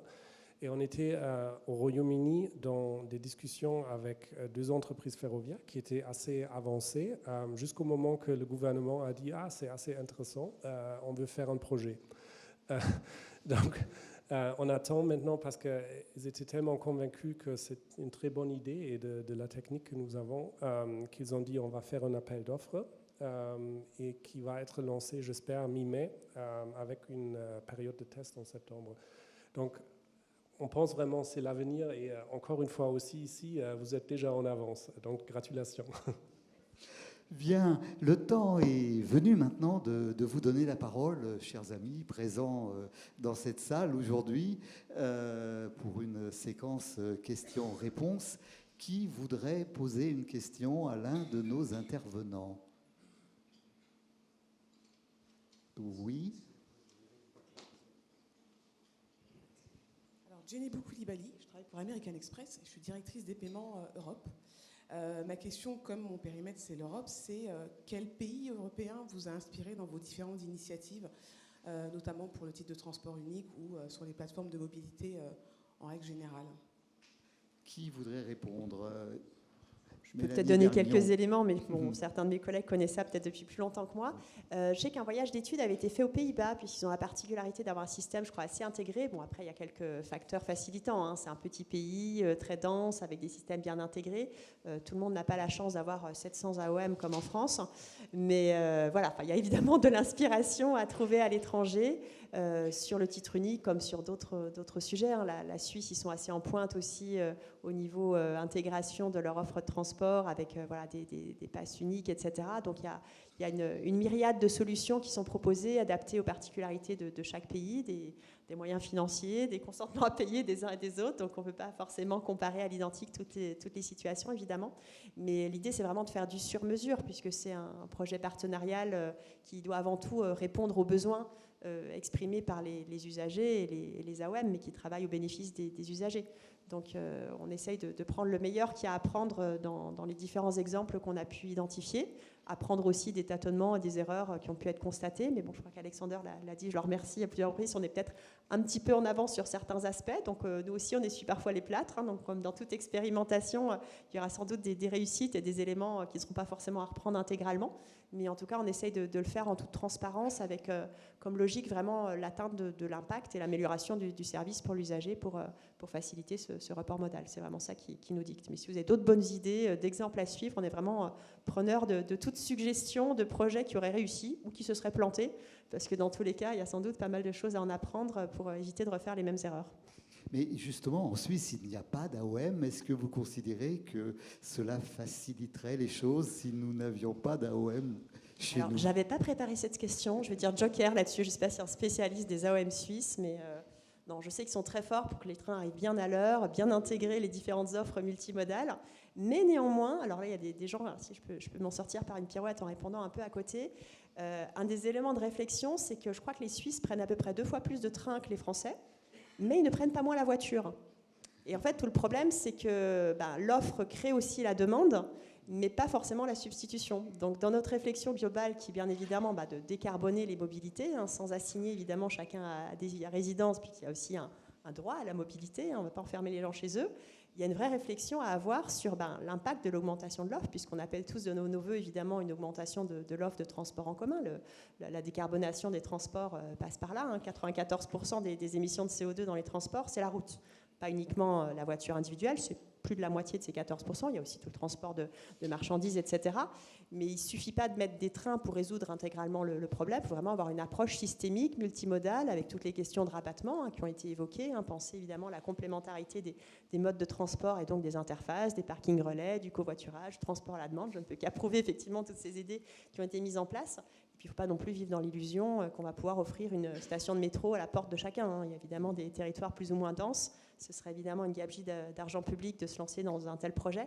Donc il faut vraiment tenir compte des spécificités des territoires et du tissu urbain qu'on a en France aussi, hein, qui conditionne beaucoup aussi les besoins de mobilité. Quand on regarde l'allongement de la distance domicile-travail qu'on a connu depuis des dizaines d'années, évidemment, c'est plus facile de se passer de voiture quand on habite à 3 km, qu'on peut faire le trajet à pied ou en vélo, que quand on habite à 15, 20, 30 km de son lieu de travail, où forcément on va être amené plus facilement à se tourner vers d'autres modes de transport plus polluants. Donc c'est vraiment un ensemble et un système complexe à prendre en compte. C'est ça qui est passionnant, mais qui fait aussi toute la difficulté du défi à relever. Donc je ne pense pas qu'il y ait une solution toute faite qui existe sur étagère qu'on puisse plaquer à l'identique en France. En tout cas, notre mission au niveau de l'État, de la Direction générale des infrastructures, des transports et des mobilités à laquelle j'appartiens, c'est vraiment de tenir compte de cette complexité et de construire avec les territoires les solutions qui nous semblent les plus impactantes pour faciliter le quotidien de nos concitoyens et décarboner les transports. Un autre intervenant souhaite réagir sur cette question? Oui, non? Peut-être juste pour compléter sur le MAS au global. Donc les premiers, les précurseurs sont principalement les pays de l'Europe du Nord, mais pour autant la France n'a pas à rougir non plus, vu que depuis 2018-2019 on a vu les premiers MAS déployés en France, notamment avec Mulhouse ou Grenoble, et on voit que la solution technologique et l'organisation mûrit aussi petit à petit. Les MAS qu'on fait aujourd'hui, on l'évoquait, avec des répartitions de recettes, avec des options de paiement beaucoup plus étendues, prépaiement, post-paiement, etc., sont clairement une deuxième étape par rapport à ce qui a pu être fait il y a quelques années. Donc oui, il y a aussi cette démarche française de laquelle aussi on peut bénéficier, clairement. Alexander Ernst, vous souhaitiez ajouter quelque chose? Oui, justement, courtement, parce que j'ai fait beaucoup de publicité pour une réglementation, also pour faire une compétence supplémentaire à l'article 28 de l'homme en France. Dans des pays où vous n'avez pas d'entreprise dominante, also je cite l'exemple sur la grande distance de l'Italie, où vous avez une part du marché de 50% entre Italo et Trenitalia. Par exemple, vous n'avez pas besoin d'avoir une réglementation pour les commissionnements, l'accès aux données, etc., parce que le marché a soulevé le sujet. Également en Angleterre, au début, parce que vous avez plusieurs entreprises ferroviaires, et la distribution s'est développée assez facilement au-dessus de ça. Par contre, dans les pays comme la France, l'Allemagne encore plus, vous avez besoin d'avoir une réglementation qui donne un équilibre pour les négociations, pour les conditions commerciales entre les entreprises historiques et les distributeurs qui veulent entrer dans le marché. Une autre question dans la salle, monsieur? Bonjour, je suis Valentin. Allez-y. On vous donnera le micro après. Je suis Valentin Loubet, du coup étudiant en affaires européennes et stagiaire chez Île-de-France Mobilité. J'avais une question sur le ticket unique européen. Vous avez rapidement parlé, mais du coup, comment, que ce soit du coup la DGTM ou les différents distributeurs de billettiques, vous travaillez quand même avec les institutions européennes du coup pour articuler un peu ce qui pourrait ressortir et faire que ce soit une solution de nouveau complémentaire et pas additionnelle à ce qui existe. Je vais bien donner quelques éléments. Je pense qu'on a un intérêt commun à travailler sur une standardisation. La première question, c'est déjà définir le cadre, les standards. Après, si c'est la dimension tarifaire, c'est un autre enjeu et ça renvoie à des questions de financement qui ne sont pas totalement identifiées aujourd'hui. Donc là, je ne voudrais pas trop m'engager sur cette question, mais la réglementation européenne est vraiment en train d'évoluer. On en a parlé rapidement tout à l'heure. Donc il y a des règlements qui devraient être mis sur la table des négociations, remis sur la table des négociations, puisqu'il y avait eu des premiers rounds qui n'avaient pas été conclusifs dans la précédente législature. Donc on est en train de travailler sur les positions françaises là-dessus. Mais je pense que la préoccupation première des usagers, des transports, c'est d'avoir facilement accès à des offres qui soient lisibles, aux meilleurs tarifs, avec des offres transfrontalières ou transrégionales, si on se place au niveau infranational, qui répondent à leurs attentes. Donc je pense que la priorité, elle est vraiment à ce niveau-là et c'est ce qui nous anime au quotidien. Oui, j'ai aussi compris plutôt, c'est un peu ambigu la façon dans laquelle c'était présenté par Madame von der Leyen dans le Parlement à l'époque. Mais si on suit un peu ce qui est aussi publiquement visible, Je pense que l'idée, c'est plutôt de donner un cadre pour le développement du marché privé pour la distribution digitale, donc de faciliter pour des entreprises comme Train & Combo et SNCF Connect également, la possibilité de vendre les tarifs et les trajets transfrontaliers, mais c'est moins un sujet de donner un tarif unique ou un billet unique pour les trajets transfrontaliers. Bien, il y avait une question ici. Voilà. Bonjour, Franck Reynaud, je suis cofondateur d'une start-up française qui s'appelle Monkey Factory, qui édite un produit qui s'appelait MyBuzz, qui a changé de nom, qui s'appelle Nemo, donc on est FSNM. Et on édite aussi des marques blanches, enfin, Mulhouse notamment. Ma question est pour vous, Mélanie. Demain, vous allez pour l'instant connecter des titres sur un réseau, enfin un tour, etc. Après-demain, ça sera 10, 50, 100. Est-ce que vous avez d'ores et déjà réfléchi la manière dont nous, en tant qu'FSNM, plutôt que d'aller négocier des contrats avec chacun des gestionnaires, même s'il faudra leur autorisation in fine pour respecter la LOM, est-ce que vous avez réfléchi au modèle économique qu'il va y avoir entre nous, nous FSNM, pas que nous, voilà. C'est une excellente question. On ouvre les réflexions sur ces sujets-là. Là, la priorité, c'était de sécuriser les premières phases techniques, lancer l'expérimentation. Mais au-delà de l'expérimentation, il y a évidemment l'idée de généraliser le service, de passer à l'échelle pour qu'un maximum d'AOM soit connecté à notre plateforme et utilise les services. Et dans ce cadre-là, on a vocation à réfléchir tous ensemble effectivement au modèle financier pour qu'on puisse pleinement tirer parti des synergies de ce commun numérique. Donc je ne peux pas répondre précisément à la question, je n'ai pas de taux de commissionnement à lâcher là, comme une bombe aujourd'hui, mais il faudra en tout cas trouver les moyens que chacun s'y retrouve, puisque évidemment l'idée c'est que tous ensemble on est plus fort et ça coûte moins cher en mutualisant les coûts, donc c'est vraiment cette ambition qui nous guide, mais je n'ai pas encore la réponse précise au-delà de la phase expérimentation, qui est financé par l'État intégralement au bénéfice de l'ensemble des AOM et des usagers. Donc c'est quand même plusieurs millions d'euros. C'est pas une mince affaire par les temps qui courent. Donc on espère très fort que ça va fonctionner et qu'on va continuer à embarquer des territoires partenaires. Pour l'instant, les feux sont plutôt ouverts, mais il faut qu'on concrétise cette première phase. Et ensuite, en parallèle, plutôt, on va commencer à travailler sur le modèle de déploiement et de financement pour que ce soit soutenable et que chacun s'y retrouve. Quelqu'un veut ajouter quelque chose à ce que disait à l'instant Mélanie Vergnon? Non? Une autre question? Bonjour à tous, Timothée Rigagno, autorité de régulation de transport. Je ne présente pas l'autorité vu que vous en avez déjà beaucoup parlé. Merci. J'ai une question, mais avant ça, je vais prendre la question qui a été posée juste avant sur les modèles économiques. Donc, côté autorité de régulation des transports, on a des réflexions qui sont menées actuellement. Vous n'êtes pas sans savoir qu'on a eu des règlements différents actuellement.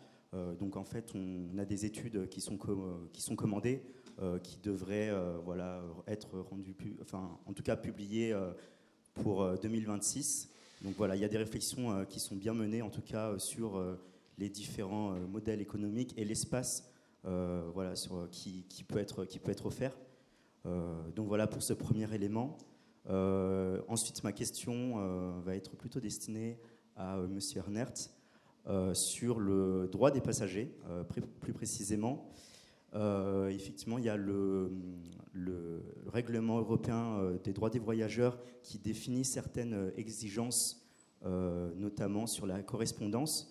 Je pense que vous savez probablement que ce règlement s'applique plutôt pour des déplacements mono-opérateurs.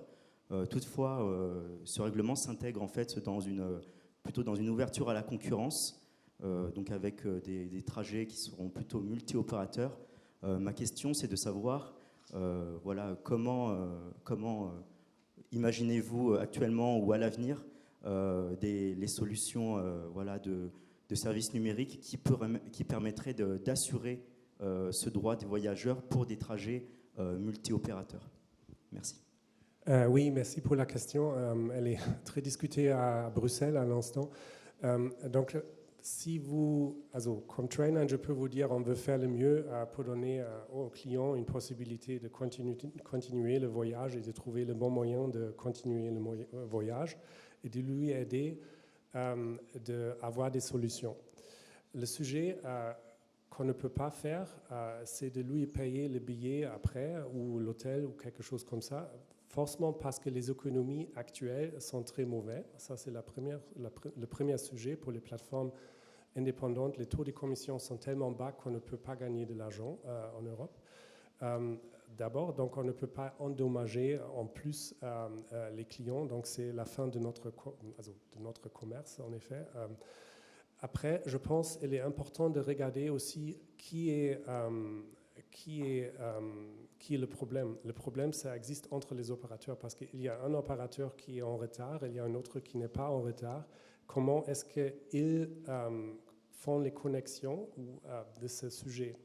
Nous, on peut seulement être au-dessus et de voir comment est-ce qu'on peut expliquer aux clients ce qu'ils doivent faire. Peut-être aussi d'aller en avance avec un remboursement ou quelque chose si on est capable de récupérer l'argent de l'entreprise ferroviaire qui est compétente pour le retard ou le problème de connexion.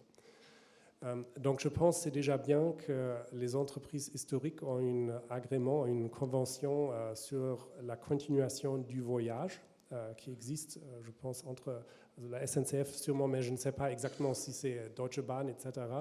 Donc si vous avez un retard, normalement, cette convention prévoit que vous avez le droit à continuer votre voyage avec un autre opérateur.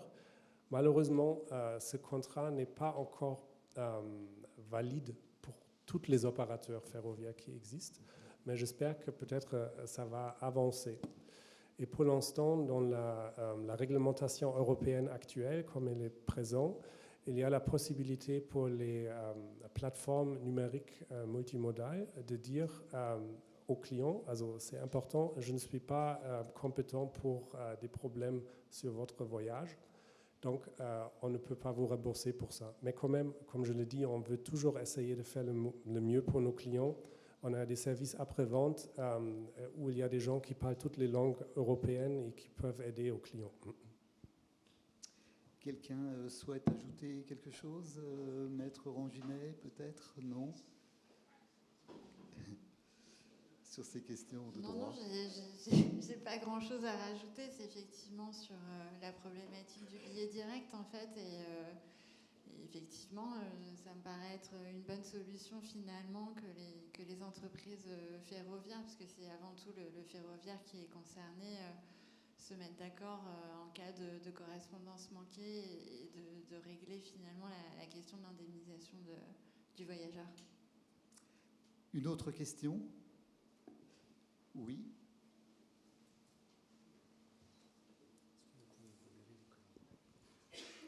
Bonjour à tous, j'en connais certains d'entre vous. Bertrand Minary, je suis le directeur voyageur de l'Union internationale des chemins de fer.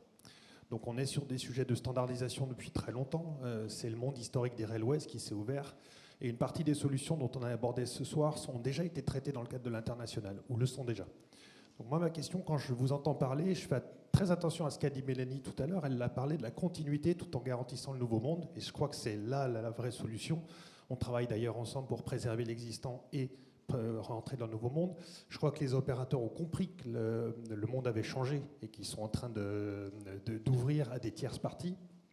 Un exemple, on vient de parler de Passenger Rights et on ouvre tous ensemble une plateforme real-time cette année qui permet de tracer un voyageur à l'international du début jusqu'à la fin. Et on le fait avec tous les opérateurs, avec 34 opérateurs en Europe. Et c'est pareil avec les systèmes de distribution. Donc mon point, quand j'entends parler tout à l'heure de solutions techniques qu'il faut aller chercher dans d'autres domaines, on en a peut-être déjà. Et pareil à l'UITP.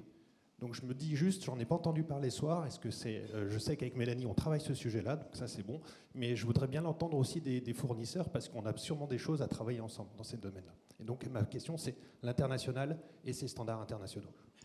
Qui souhaite répondre? Ime Dedinosni.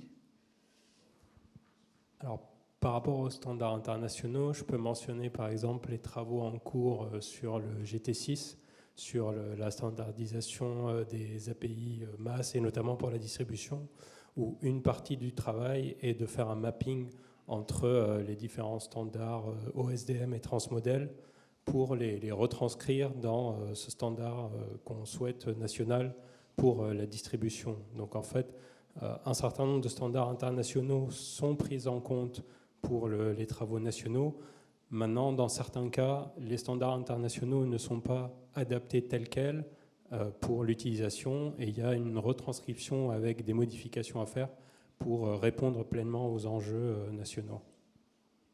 Alexander Ernst, vous vouliez ajouter quelque chose? Oui, Bertrand, merci pour la question. Je pense que tu vas dans la direction de OSDM et le déploiement national. Pour Trainline, je vous ai dit, on a 300 opérateurs ferroviaires et de bus dans notre inventaire et on a des accès bilatéraux à chacun d'eux. Donc ça veut dire nous avons notre technique a un accès bilatéral, donc on n'a pas de standardisation pour l'instant. On pense, parce que sur le niveau européen, il y a la discussion, l'introduction d'un standard qui s'appelle OSDM. Ça pourrait être une solution dans l'avenir. C'est une question si il est déjà assez qualitatif et assez bien dans l'administration de ce qu'il fait, s'il peut le déjà être. Pour l'instant, nous, on pense qu'on doit laisser la porte ouverte pour qu'il puisse l'être, mais il ne faut pas fermer les accès bilatéraux et les canaux d'accès qu'on a à l'instant. Donc, on est vraiment très content qu'il y ait une ouverture de la part de la France à ce sujet. Qui souhaiterait ajouter quelque chose pour SNCF Connect and Tech? Je suis complètement en phase par rapport à la partie standardisation. Effectivement, dans GT6, et pour avoir assisté il y a quelques semaines sur le fait de faire rentrer les modèles existants dans le nouveau modèle OSDM, c'est des sujets qui sont, à mon avis, très suivis par tous les fournisseurs, parce que les fournisseurs, ils ont vocation à mettre en service des SNM au niveau national, mais surtout d'être interopérables avec les SNM au niveau transfrontalier, mais également avec la partie, avec la plateforme d'interopérabilité nationale. Du coup, typiquement, nous, quand on propose une solution de distribution au niveau d'une région, pour tout ce qui est exposition des offres tarifaires aux agences de voyage, on s'appuie aujourd'hui sur la norme OSDM pour pouvoir justement exposer les offres tarifaires aux autres agences de voyage. Mais ceci dit, on suit de très près la partie normalisation pour être justement au fait des standards et pour faire évoluer justement ces API. Parce que, encore une fois, l'ouverture à la concurrence en France fait que les agences de voyage vont devoir se connecter à autant de systèmes qu'il y a de régions en France, en plus des transfrontaliers. Donc ce point, il est juste clé pour tout fournisseur de services de numérique multimodal. Bien, une autre question? Oui, madame. On vous apporte un micro.